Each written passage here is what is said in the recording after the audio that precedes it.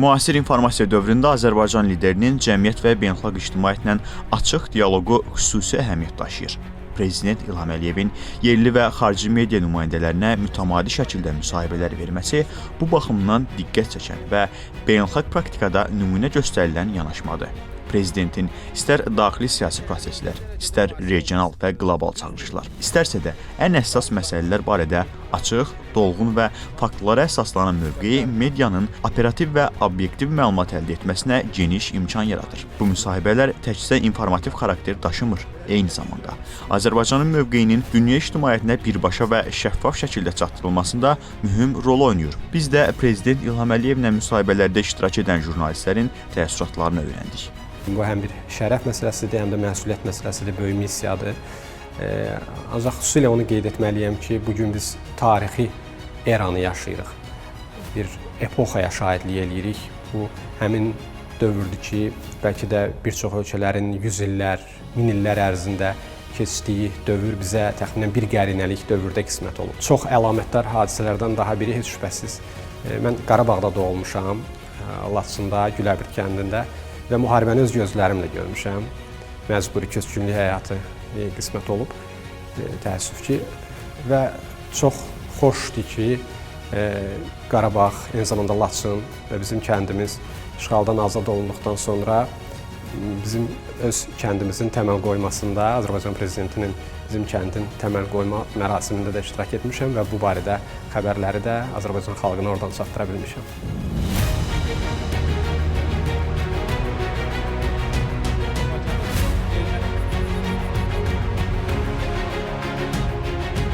İkinci şərt Ermənistanın əsas qanunundan, konstitusiyasından Azərbaycana qarşı ərazi iddialarının çıxarılması ilə bağlı idi.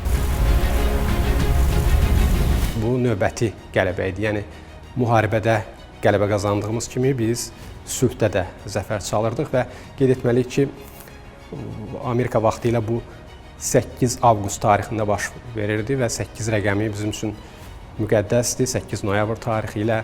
Və ikinci, belə bir 8 rəqəmində biz ikinci zəfəri, bu dəfə sülh zəfərini qazandıq və orada həmin razılaşmadan, sülh müqaviləsinin paraflanmasından sonra Prezident məlum olduğu kimi Azərbaycan televiziyasına, Azərtaca və Aznews-a müsahibə verdi. Господин президент, мы говорим о первых таких региональных проектах с участием Армении в том числе.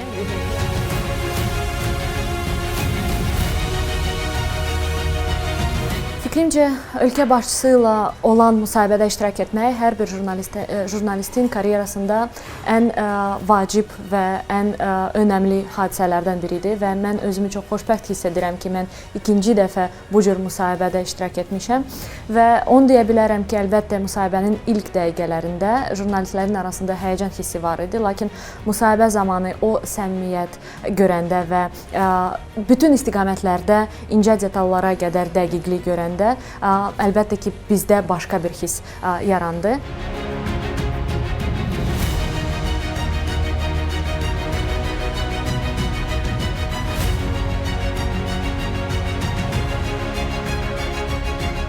Azərbaycanla Ermənistan liderləri arasında Münhen Təhlükəsizlik Konfransı çərçivəsində də görüş keçirilmişdi, amma dövlət başçısının ondan öncə bir sıra liderlərlə görüşləri var idi və günün birinci yarısında Azərbaycan Prezidenti görüşlərinin bir hissəsini yekunlaşdırandan sonra ona yaxınlaşdıq, bir neçə jurnalist və sual ünvanladıq ki, görüşlər necə olub, hansı məsələlər müzakirə edilib. Dövlət başçısı müsahibədə həmin o nüanslardan danışdı. Daha sonra isə Ermənistanın baş naziri Nikol Paşinyan, eləcə də Gürcüstan tərəfinin iştirakı ilə bir Cənubi Qafqaza dair müzakirə oldu. Yenə yaxınlaşdıq və eksprompt bir yaxınlaşma oldu. Dövlət başçısı hava da soyuq idi həmin gün Münhendə. Bir gün öncə də kifayət qədər soyuq havada müsahibələr almağa çalışmışdıq və redaksiyaya zəng etdim, dedim ki, artıq ikinci müsahibəmizi almışıq. Prezident İlham Əliyevin yerli və xarici media ilə davamlı ünsiyyəti təkcə açıq informasiya siyasətinin göstəricisi deyil, həm də dövlət media münasibətlərində formalaşmış etibarlı dialoqun bariz nümunəsidir.